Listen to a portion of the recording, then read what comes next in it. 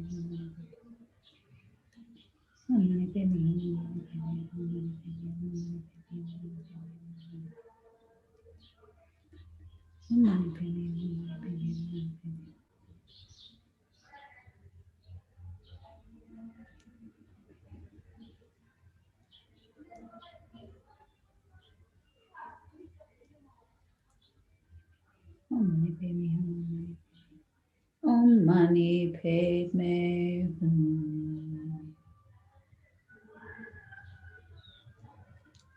And so still holding that visualization to the best of your ability of the blessings of Thangtong Gyalpo, Chenrezig, the Guru Buddha, healing all sentient beings. We say the actual prayer 3 times. May all the diseases that sadden the minds of sentient beings that result from karma and temporary conditions, such as the harms of the graha spirits, illnesses, and the bhutas, not occur in the realms of the world. May whatever sufferings there are from life-threatening diseases that, like a butcher leading an animal to be slaughtered, separate the body from the mind in a mere instant, not occur in the realms of the world. May all embodied beings be unharmed by acute, chronic, and other epidemic diseases, the mere sounds of whose names terrify beings as though they had been placed inside the mouth of Yama, the Lord of Death. May all embodied beings be unharmed by the 80,000 classes of interferers, the 360 evil spirits that harm suddenly, the 424 diseases, and so forth.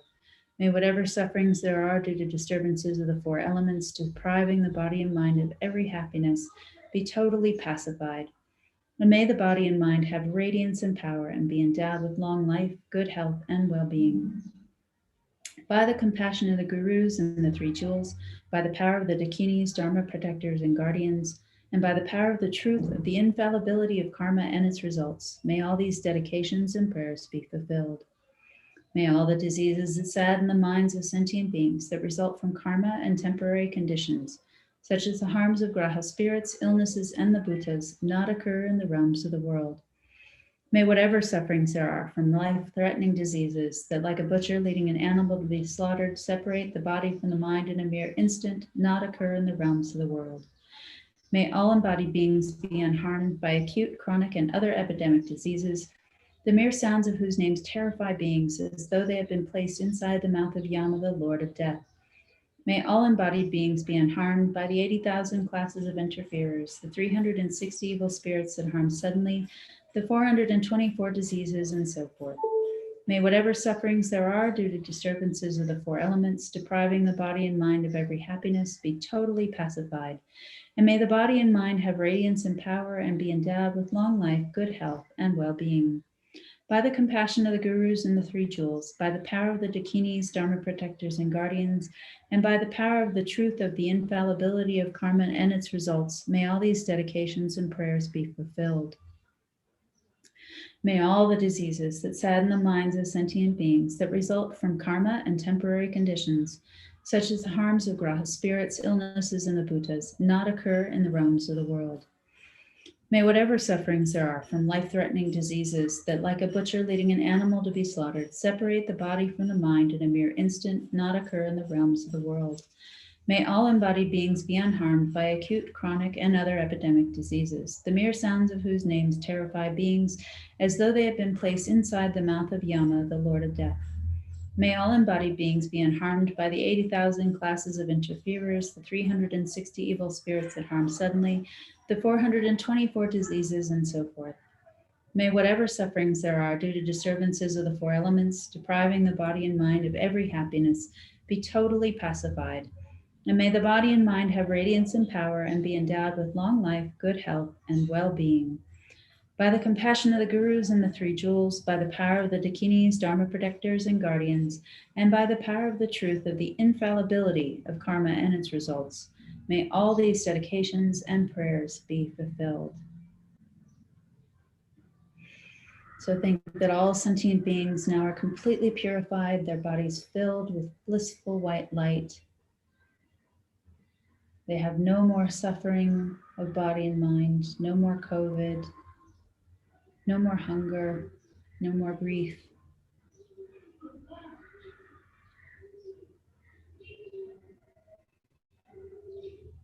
And the Guru Buddha comes to the crown of your head, delighted with you, dissolves into white light, enters the crown of your head, merges with you, so that your body, speech, and mind are now one with the Guru Buddha's body, speech, and mind.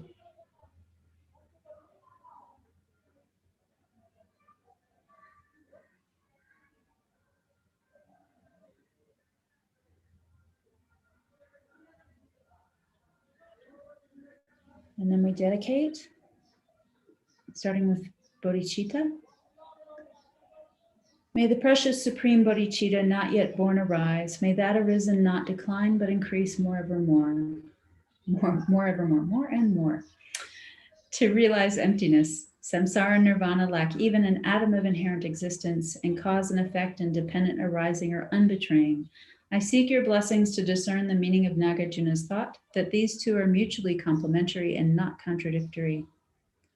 For the sick, and holding in mind the communities of Kopan, the monastery and the nunnery, all the Sangha who are still sick, as well as everyone in Nepal and India who are going through a particularly devastating time, as well as around the world, since this is something that no one can escape, not even on Mount Everest, not even at the North Pole. However many sick sentient beings there are, may they quickly be freed from all sicknesses. May all the sicknesses, without exception, of transmigratory beings never occur again. And then going down to page 5, to seal the merits with emptiness. Due to all the past, present, and future merits collected by me, the numberless Buddhas, and the numberless sentient beings, which are completely empty of existing from their own side, may I, who am completely empty of existing from my own side, achieve the state of full enlightenment, which is completely empty of existing from its own side, and lead all sentient beings who are completely empty of existing from their own side, to that state which is completely empty of existing from its own side, by myself alone, who am completely empty of existing from my own side. And then down to the long life of His Holiness the Dalai Lama and the long life of Lama Zopa Rinpoche, and praying for the long lives of all of our precious gurus. The wish-granting, wish-fulfilling jewel, source of every single benefit and happiness in this world, the incomparably kind, supreme Chenrezig Gyatso, may you have a long life and all your holy wishes be spontaneously fulfilled. You who uphold the subduer's moral way, who serve as the bountiful bearer of all, sustaining, preserving, and spreading Manjana's victorious doctrine, who masterfully accomplish magnificent prayers honoring the three sublime ones, Savior of myself and others, your disciples, please, please live long.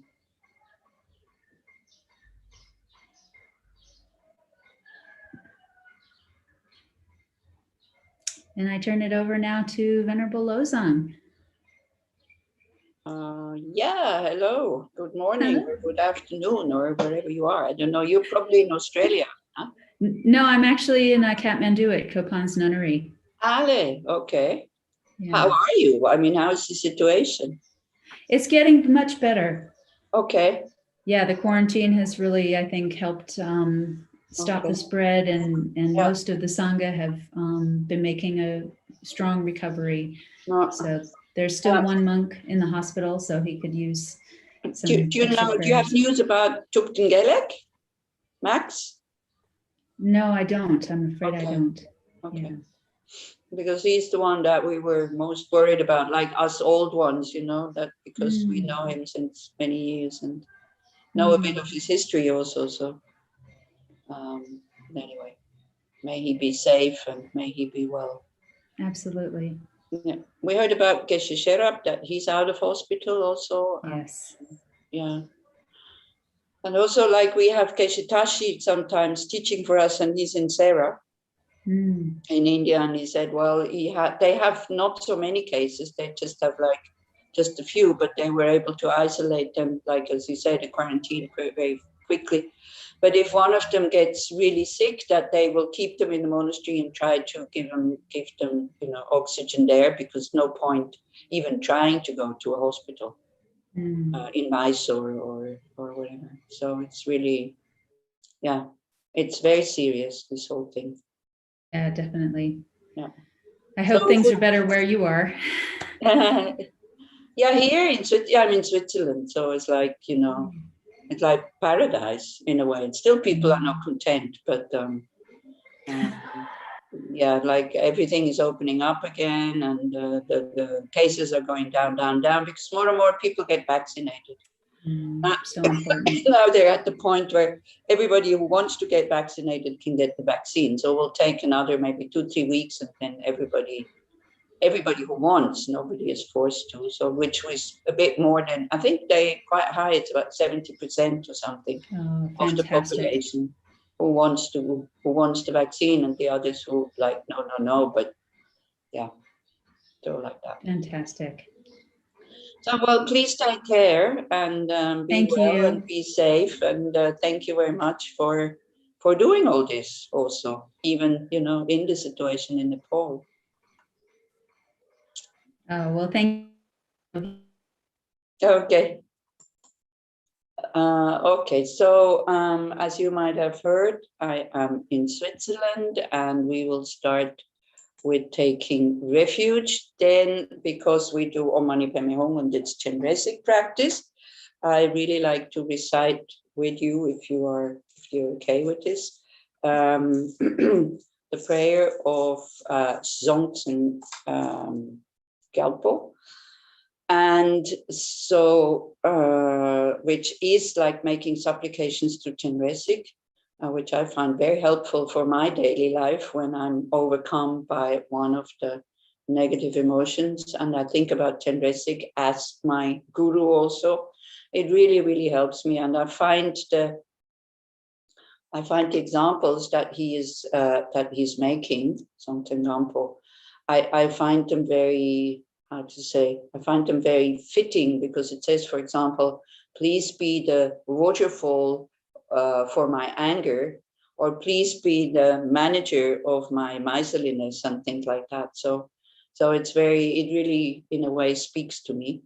And the prayer has become very dear since we do this practice, because I'm doing this at least once a week now. And it starts to really have effect that, I kind of, the mind takes refuge in something that is worthwhile and safe to take refuge in, which is Chenrezig, which is your guru, instead of just, going along with the negative emotions. So we will start by taking refuge, and maybe also as a motivation. I'm going to Israel quite often, and you might have heard what is happening there. So of course, we do this for the sickness, but also I think the aggression that is happening in Israel, especially inside the country also, between Arab Israelis and Jewish Israelis. I think that is just as sick as a physical sickness. So maybe from my side, I would also like to dedicate positive energy so that not everybody gets kind of overwhelmed by this aggression and this distrust towards somebody from another religious tradition. So that goes for both sides. And also that the government there, starts to talk about peace instead of talking about destroying the other side. So I know this is a bit political, but the situation is really, really sad also. And it can be just as serious, hatred and fear is, I think, just as dangerous as a virus, if not more, because it creates long-term, much longer-term side effects and results than physical virus or sickness. Okay, so you visualize in the space in front of you. You can visualize 4-armed Chenrezig or 1,000-armed Chenrezig with 11 heads, whatever you feel more comfortable with. And also, I'm going to say at the beginning, for those who have initiation, then you absorb Chenrezig into you, you dissolve everything into the pure nature as things are, into emptiness. And then out of the emptiness, you can arise as Chenrezig. So also we loosen up the grip on our self-cherishing mind. We become a bit more open, and we remind ourselves of our nature that we actually have, which is Buddha nature. So it's not just making supplications to the deity outside, it's actually waking up our inside deity, which would be our nature. This is what we would really be. And then we, before we absorb Chenrezig, as I said, we recite the prayer, the supplications to him, then we absorb him.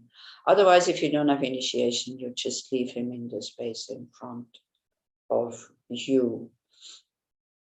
So like that. And then the light comes out from Chenrezig. If you become Chenrezig, if you arise as Chenrezig in the Sambhavakaya, in a light body, then the light is coming from your body and going in all directions and healing all kinds of sicknesses, physical sickness, and especially the mental sickness that is actually creating the physical sickness. It would be nice, actually. I was just thinking, because Thupten Choyin, I think, she just said, the quarantine, it really works. It would be nice if we could put everybody who has a lot of anger and attachment, jealousy, and all this, if we could put them in quarantine until these mental sicknesses have calmed down, so that nobody else is catching this kind of virus, and then spreading it also even more, because aggression in general, if the mind is not trained, just creates more aggression. Okay, so you visualize in the space in front of you, Chenrezig, 1,000 arm, 11 heads, radiating light. And then, so that it doesn't become just like a strange being, you visualize next to him your guru in his form. Now, sometimes, these days, modern people, they say, well, I don't need a guru because his personality is proud, is arrogant, I can't relate to it. But think about the qualities of the mind of the guru.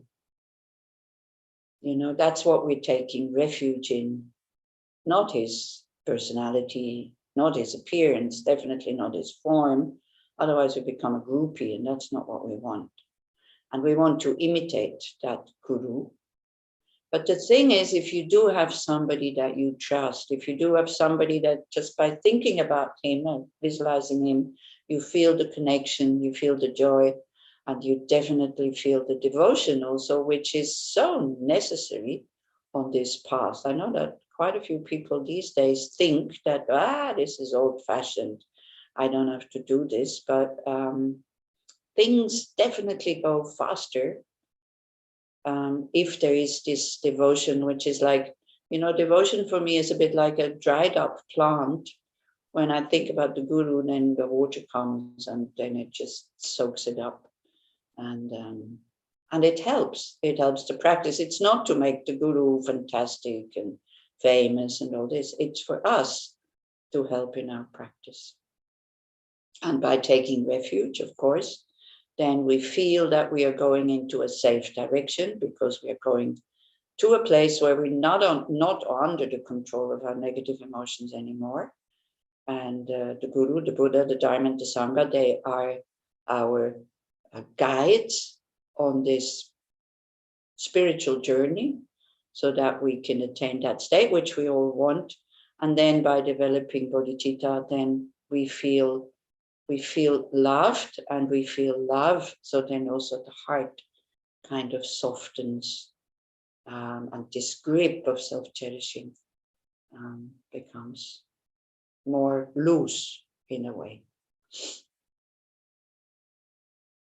So we visualize Chenrezig space in front of us. The guru that you visualize, you can let him melt into Chenrezig, so that they become one. So we know Chenrezig is the guru, and the guru is Chenrezig. Because for us, without guru, there probably would be no Chenrezig that has this very profound effect on us to wake up our Buddha nature. If we just see the figure somewhere, I just look at the tanka. I remember it was the first tanka I bought in Nepal. I came back to Europe. I was not a Buddhist. I had no idea who this person was. Couldn't even remember that his name is Avalokiteshvara.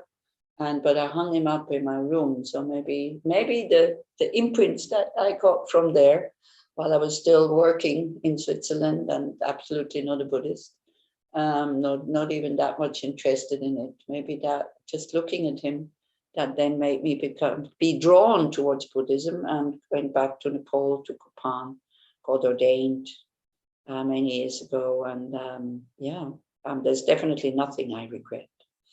So then around us, we visualize all mother sentient beings. And because we become aware that without them, we cannot survive. And it's not just in this life. It's all these millions and billions of trillions of previous lives that we had without beginning, as so many people have to do their job properly, so that we can have the life that we enjoy as human being, or as pet, as animal, but especially as human being. Innumerable. So we just visualize them all around us. Friends, family that you like, you put behind you. People that make you nervous, or that they make you nervous, you put in the space in front of you. Don't be afraid. Just visualize them. Same way as we visualize the Guru. We check our heart. We see that the heart closes up. So try to open it. And they say, and you look at them and you go, they I mean, just like me, they want to be happy, they don't want to suffer. So why should I have a closed heart towards them? It's actually thanks to them that I see where I stand. And I see, you know, then, for example, the verses of Shantideva in the 6th chapter, they all of a sudden, they really become alive when we see that we have to do something about this aversion and the anger and things like that. So especially the people that make you nervous, you look at them, you visualize them, you see them, and you try to use like reasons of Shantideva to open up the heart again. And then you feel much better anyway. And then the power these people have over you is gone. And you can't blame them anymore for you creating more negative karma. You're not blaming anybody. It's all in our own mind, which is empty. But there's no I, there's no mind, there's no other, there's no me existing from my own side. All of it is there. The Buddhas in the form of Chenrezig, the Guru in the form of Chenrezig, our mom at our left side, our dad at our right side. People we dislike in the space in front, that all of a sudden we can open up. We don't have to be afraid of them anymore. People we do like behind, so we're not getting too attached. And around us, all mother sentient beings. And then we think about the Dharmakaya, our own mind, our own potential, our own values that we want to be able to live spontaneously, uninterruptedly, and effortlessly as quickly as possible. And this is why we do this practice, especially for all the sick people who suffer from COVID, the people who have died, their families who are worried, the people with financial problem. Here in the West, especially, it's more like depression, loneliness, and all these kinds of things. Then we also do the practice for the nurses, for the doctors, for the people working in the labs to develop this vaccine. For people who are still not really believing that this virus is dangerous, that they also open up their mind, and so on. All sentient beings equal to space go for refuge to the precious Guru Buddha. We go for refuge to the Buddha, the Dharma, and the Sangha. We go for refuge to the assembly of gurus, meditation deities, and dakinis. We go for refuge to the empty clarity of our own minds, the Dharmakaya. All sentient beings equal to space go for refuge to the precious Guru Buddha. We go for refuge to the Buddha, the Dharma, and the Sangha. We go for refuge to the assembly of gurus, meditation deities, and dakinis. We go for refuge to the empty clarity of our own minds, the Dharmakaya. All sentient beings equal to space go for refuge to the precious Guru Buddha. We go for refuge to the Buddha, the Dharma, and the Sangha. We go for refuge to the assembly of gurus, meditation deities, and dakinis. We go for refuge to the empty clarity of our own minds. And then we can recite these beautiful requests to Chenrezig by Thangtong Gyalpo. I know I said Gyalpo at the beginning. Sorry about this, in case it made you jump. She doesn't even know the name of that king. It's true. So Kyabje Zopa Rinpoche says, if you keep compassion Buddha who is enriched with supreme power in your mind, you will be protected from all dangers. First request Chenrezig for the following things to happen to you. Then think that you caused them to happen to all other sentient beings who are still sitting around us. This is an extremely effective way to generate bodhicitta and the good heart, cherishing others. By the way, all these other sentient beings, you just need to visualize that there is no walls and no houses and no trees and no forests and no mountains. And then all of a sudden you see we're never alone. These sentient beings, they're always there. They're always there around us. It's just that we have this strange illusion that we are alone.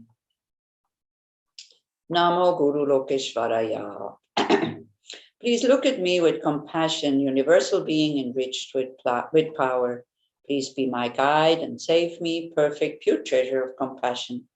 I request you, Supreme Arya Compassionate Eye, Looking One, Please be my captain, liberating me from the great ocean of beginningless samsara, compassionate eye-looking one. When I am obscured by the darkness of ignorance, please be my illuminating light, compassionate eye-looking one. When I have a blazing fire of anger towards my enemies, please be the waterfall that extinguishes it, compassionate eye-looking one. When I have violent waves of attachment towards my friend, please help me realize the ultimate nature, compassionate eye-looking one.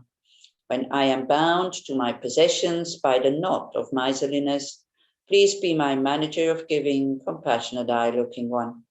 When I am intoxicated by the 5 poisonous delusions, please be my king of medicine, compassionate eye-looking one.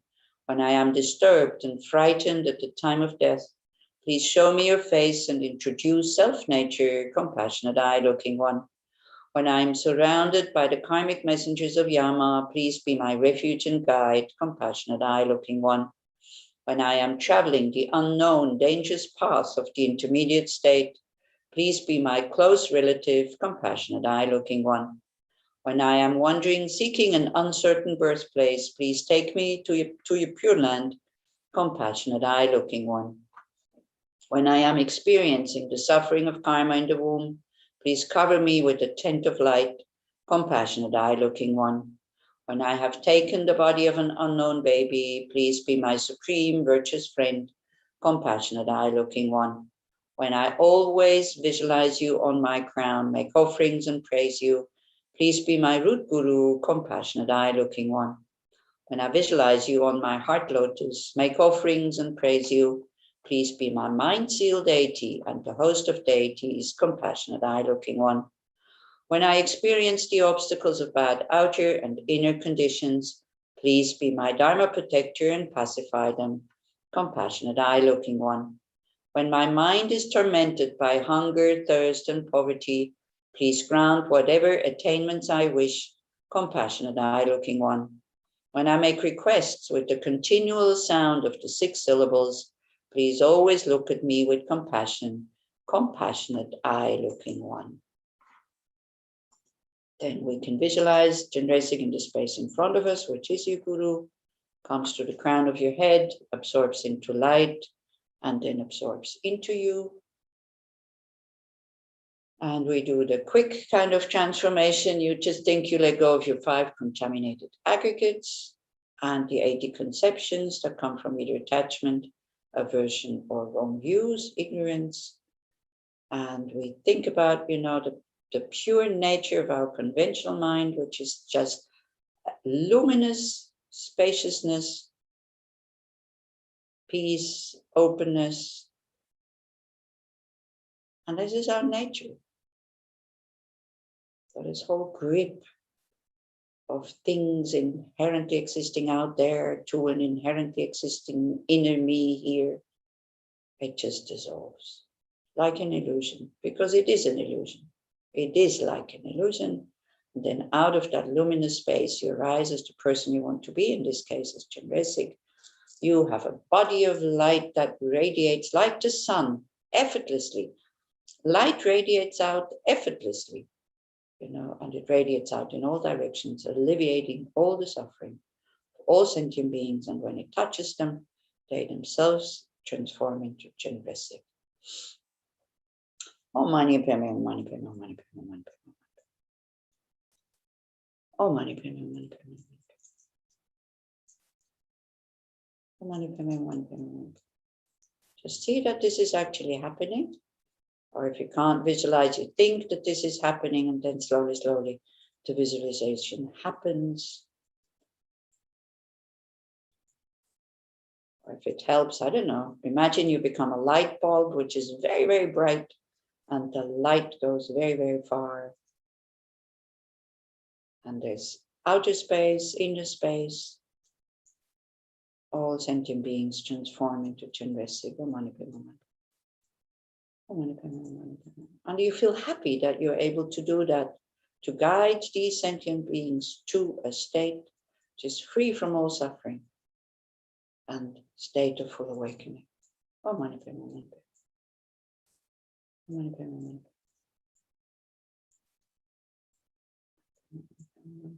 Mani Peme and then with the confidence of being Thangtong Gyalpo, he is the Gyalpo, of being Thangtong Gyalpo, then we recite this prayer maybe 3 times. May all diseases that sadden the minds of sentient beings that result from karma and temporary conditions, such as the harms of spirits, illnesses, and the elements, not occur in the realms of the world. May whatever sufferings there are from life-threatening diseases that, like a butcher leading a being to be slaughtered, separate the body and mind in a mere instant, not occur in the realms of the world. May all embodied beings be unharmed by acute, chronic, and other infectious diseases, the mere sound of whose names terrifies beings as though they had been placed inside the mouth of Yama, the Lord of Death. May all embodied beings be unharmed by the 80,000 classes of harmful interferers, the 360 evil spirits that harm suddenly, the 424 diseases, and so forth. May whatever sufferings there are due to disturbances of the 4 elements, depriving the body and mind of every pleasure, be totally pacified. May the body and mind have radiance and power, be endowed with long life, good health, and well-being. By the compassion of the Gurus and the Triple Gem, by the power of the Dakinis, Dharma protectors and guardians, and by the strength of the infallibility of karma and its results, may these many dedications and prayers be fulfilled as soon as they are made. So then, next time. And so it's really important that you feel that these words have tremendous power, tremendous strength. And then, you know, when we visualize, sometimes when we recite mantras, like these words kind of radiate from your body as Chenrezig and as Thangtong Gyalpo, and really heal the world, become the waterfall for aggression and, you know, people realizing emptiness. And so this whole misery is destroyed. May all the diseases that sadden the minds of sentient beings that result from karma and temporary conditions, such as the harms of spirits, illnesses, and the elements, not occur in the realms of the world. May whatever sufferings there are from life-threatening diseases that, like a butcher leading a being to be slaughtered, separate the body from the mind in a mere instant, not occur in the realms of the world. May all embodied beings be unharmed by acute, chronic, and other infectious diseases, the mere sound of whose names terrifies beings as though they had been placed inside the mouth of Yama, the Lord of Death. May all embodied beings be unharmed by the 80,000 classes of harmful interferers, the 360 evil spirits that harm suddenly, the 424 diseases, and so forth. May whatever sufferings there are due to disturbances of the 4 elements, depriving the body and mind of every pleasure, be totally pacified. May the body and mind have radiance and power, be endowed with long life, good health, and well-being. By the compassion of the Gurus and the Triple Gem, by the power of the Dakinis, Dharma protectors and guardians, and by the strength of the infallibility of karma and its results, may these many dedications and prayers be fulfilled as soon as they are made. And then we do the dedications. Here also, like we do the dedications with the joy that we have created, the imprints, to bring the result that all beings will attain full awakening. May the precious Supreme Bodhicitta not yet born arise. May the arisen not decline, but increase more and more. Due to this virtue, may I quickly become a Guru Buddha and lead all transmigratory beings without exception to that state. And then we, as we did at the beginning, it was the motivation to do all this for the sickness, for the wars, for the poverty, for mental sickness, for mental poverty, for physical sickness, for physical poverty, and so on. The heart totally open so that all kinds of sufferings can be finished like this. And then we think about our gurus, the ones who teach us how to open up our hearts without fear, how to understand that there is no I that we have to cherish, so that the script can loosen. And we do these long life prayers, you know, really again connecting to them with the joy that we have a good connection, that they can guide us, they can influence us, so that we can attain the state of full awakening. the wish counting, wish fulfilling jewel, source of every single benefit and happiness in this world. To the incomparably kind Tenzin Gyatso, I beseech, may all your holy wishes be spontaneously fulfilled. Then for his wishes to be fulfilled, what are his wishes? For all sentient beings to be free from suffering and having attained the state of full enlightenment. Danyanin Teson Do Shope Lam Se Te Se Che Gan Chen Ten Durga Chana Pe Moten Sing Yatso La Sawatepso Shetan Lun Sho. And then especially for Kyabje Zopa Rinpoche, it's thanks to them that we can sit here and create tremendous positive karma when we do these prayers. And I see Joan, who is almost an extension of Rinpoche, because she must be very close to him. So there you go, you know, so you see somebody who is very close to Rinpoche physically at the moment, which is fantastic. So, Tenzin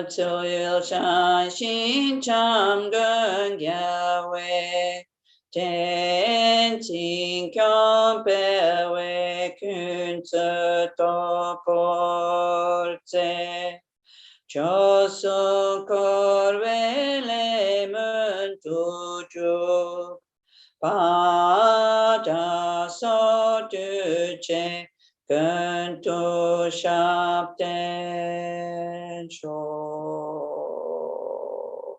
Then due to all the merits of the 3 times collected by me, the numberless Buddhas, the numberless sentient beings, may all wars, sicknesses, pandemics, famine, torture, poverty, economic problems in the world, and all dangers of earth, water, fire, and wind be pacified immediately. May perfect peace and happiness prevail in everybody's hearts and lives, especially in places where there's armed conflict. May the Buddha Dharma last for a long time, and may sentient beings in the world meet the Buddha Dharma and achieve enlightenment as quickly as possible. And how is that possible? By realizing emptiness due to all the past, present, and future merits collected by me, and all the merits of the 3 times collected by the numberless Buddhas and numberless sentient beings, which are completely empty of existing from their own side. May I, who am completely empty of existing from my own side, achieve the state of full enlightenment, which is completely empty of existing from its own side, and lead all sentient beings who are completely empty of existing from their own side to that state, which is completely empty of existing from its own side by myself alone, who is completely empty of existing from its own side. Thank you. Hello, Joan. Hello, Lozang. How are you? I am very well. So I was just thinking when you appeared, I thought, I'm going to tell her. Brigitte is going to do Nunes with us. Brigitte Brunner. Oh, great. So I thought this news might make you happy. It does. It's nice to hear that there's people meeting together to practice Dharma. Yeah, exactly. So we're doing them because of Sakadawa. So even though, well, you know, pandemic and like this, but we have a very good place where it's very big. Everybody can have a single room. I mean, we're 7, and some people will participate on Zoom also from Israel, which is like at the moment, Chenrezig practice, and Israel, I think, is quite needed. So there's enough space. So, and I'm vaccinated, and so some other people are vaccinated. So it should be okay to meet again and really practice together for Sakadawa. Oh, wonderful. And Brigitte was the first one to be happy, so because she loves to do Nunes also. Yeah, she does. Yeah. So can I give her your regards when I see her? Oh, of course. Okay. Yeah, we're in touch. You know, not Okay. not every month, but fairly regularly. Okay, good. So you might have known already in that case. No, I didn't. Okay. No. Good. And how are you? I'm okay. Yeah. Okay, good. Yeah. So enjoy your nome. Huh? enjoy the Nung Ne and enjoy all your merit making activity? Well, I haven't done for a long time, and I'm a bit afraid, I have to say, because I had these vertigo attacks which have stopped since about a year, and I'm a bit afraid that they might come back. But anyway, I'll take the risk. So yeah, I also find it's harder. I'm getting older, and it's not yeah. We also even just taking precepts, because we take, since the pandemic, we take precepts every full moon and every new moon on Zoom. Also, I have tremendous problems in the evening. I can't sleep. Oh. It's like, wow, it's yeah, as you say, it becomes more and more difficult. Yeah. And the frustrations, and I had the COVID, and I'm short of breath, and it's like, oh. So much more merit, actually. I think doing newness now. Before it was like sheer pleasure, and I was always very happy doing newness. Now it's suffering. Now it's finally working, I think. Now it's real purification. Yeah. So like that. Okay. So I think, yeah, here everything is okay. So I better let you do the practice. Yeah, I'm quite chatty this morning, also leading the practice. So whoever heard me on YouTube, I'm sorry that I talked so much and we didn't do the prayer so many times. But anyway, you have the whole day to accumulate more numbers. Thank you, John. Great to see you. And very nice to see you too. Yeah. Bye. Bye. Okay, so let's begin the next session. My name is Joan. I'm based here in Nepal at Kopan Monastery. And if you've been watching the news, of course, you'd have seen that Nepal is now in a bad state. Many people are catching the virus. It's spreading quickly. It's starting to, it's already people are already filling up the hospitals, the ICUs. Oxygen is running short. Ventilators are running short. Far more cremations are happening every day than normal. So people are very frightened, very scared. There's a strict lockdown in Kathmandu Valley and in a few other areas. And hopefully it will start to have an effect and help bring back the situation to some kind of stability. And then, of course, you may have heard that at Kopan also we've had an outbreak of the illness, but it seems to be coming under control fairly quickly. The monks did a great job of organizing quarantine for the monks who were diagnosed as positive. Most of them, fortunately, didn't have any symptoms. Some of them did get sick, but nothing serious except for 4 monks who ended up in hospital. 3 of them have been discharged. 1 is still in hospital, but also slowly, gradually improving. So we're looking at a better situation this week than we were a couple of weeks ago. And also at the nunnery, many nuns were diagnosed with COVID, and also there the situation is gradually improving. Nobody was seriously ill except for one of their geshes, and he's better. And then some other nuns were sick with coughs and fever and headaches, but also they're gradually recovering. So COVID is here in our face. It used to be far away in other countries, but now it's here and spreading quickly and very dangerous, of course. Especially it seems this Indian variant is here in Nepal also. Seems to be very contagious and also make people very sick. So we'll start off by generating a good motivation for doing this session. We don't have to think too long to generate compassion, I think, for people all over the world who are suffering. But we can start small. We can start with ourselves, thinking about how this pandemic has impacted us personally, as an individual. And then in that way, generate compassion for ourselves.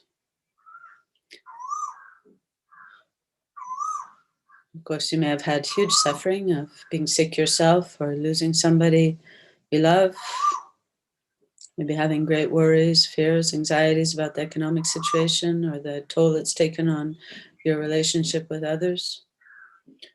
Or you may have been more fortunate and not have had huge suffering, but you may have experienced challenges such as various restrictions, meaning that you can't see your family, friends, can't do the things you used to do. So whatever it is, you think about the challenges, the difficulties you've experienced in this past more than a year now. And you open your heart to yourself, wishing yourself to be free from all suffering. So just think about that for a moment.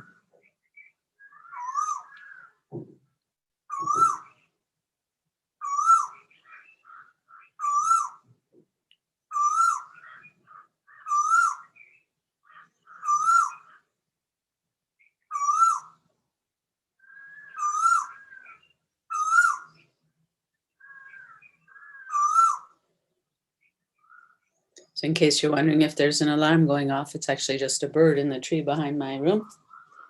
One of the Nepali birds.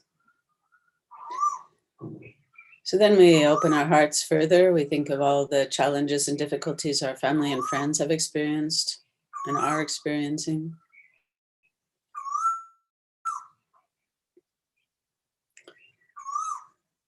Again, we can think of people who have experienced very severe suffering as well as people who have experienced more moderate or mild suffering. But probably anybody you think of, you'll find that their life has been impacted by the pandemic. It's changed their way of living, they've changed their way of relating to others, restricted freedoms that we used to take for granted. Brought loneliness, depression, worry, fear, anxiety.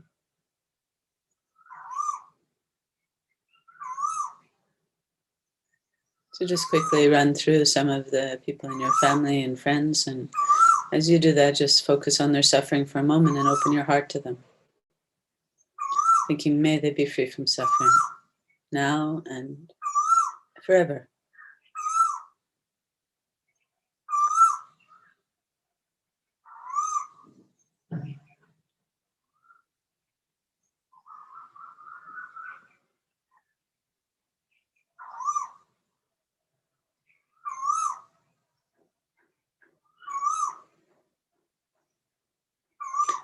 And then we expand our thoughts even further to include more and more people. You can think of the people in your neighborhood, the people you work with, people you go to school with, the people that you normally associate with, and then from there expand out to the whole community, the whole village, town, or city, depending where you live. And then keep expanding to include all the people in your country, your continent, and all the people in this world.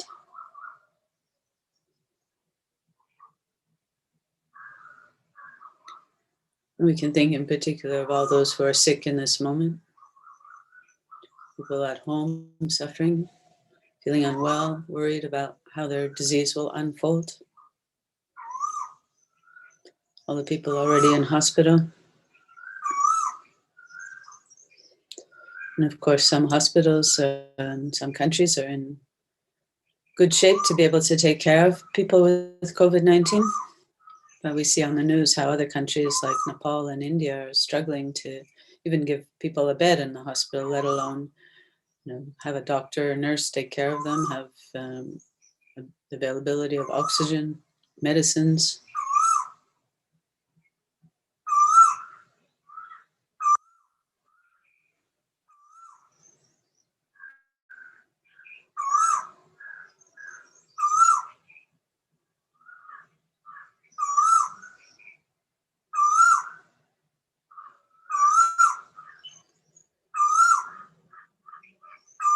And then, of course, there's many other forms of suffering happening in the world. We see the terrible fighting between Israelis and Palestinians. Of course, there's violence in many other countries, whether it's classified as war or some kind of conflict. And of course, there's much domestic violence in many countries.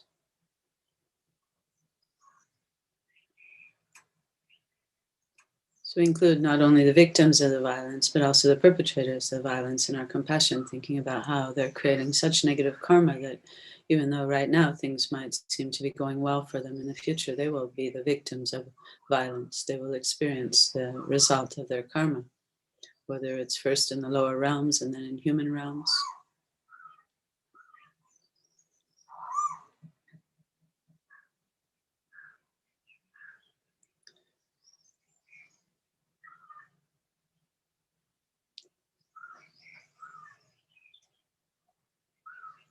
So we include all the beings everywhere in all the different realms as well as the human realm. We open our hearts wishing all those beings to be free from suffering, and then we take that a step forward and take responsibility to free them from suffering by achieving the state of a Buddha. And so we generate bodhicitta, this strong, heartfelt determination to achieve enlightenment for the benefit of all sentient beings, that all sentient beings everywhere may be free from suffering, and that we may become their guides, showing them the way to become free from suffering.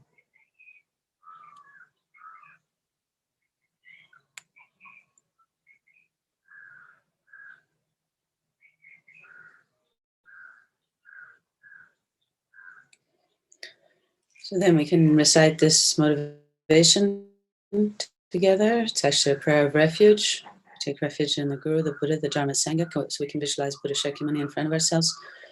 And if you can, you elaborate upon it, including all the other objects of refuge. Otherwise, just focus on Buddha, thinking that Buddha embodies all the other objects of refuge. So recite the prayer 3 times.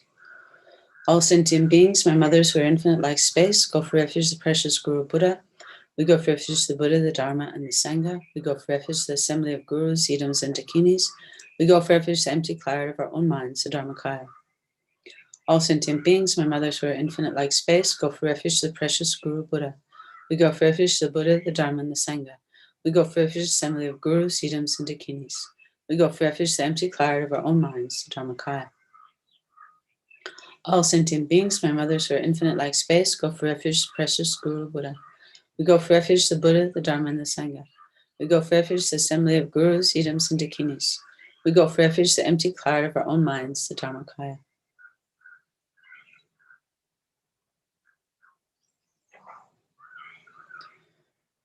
So then we can visualize that Buddha Shakyamuni melts into light and transforms into Chenrezig, the Buddha of compassion, either in the 4-arm aspect or the 1,000-arm aspect.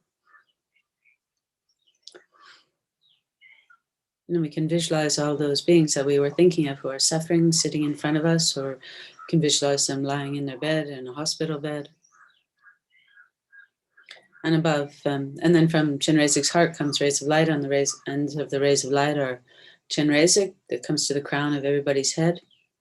So everybody visualized in front of us has Chenrezig above their head.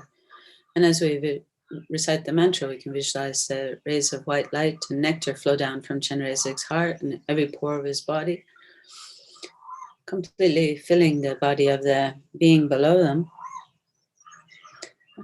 purifying not only their negative karma, but also the cause of all their negative karma, the delusions and the imprints of the delusions.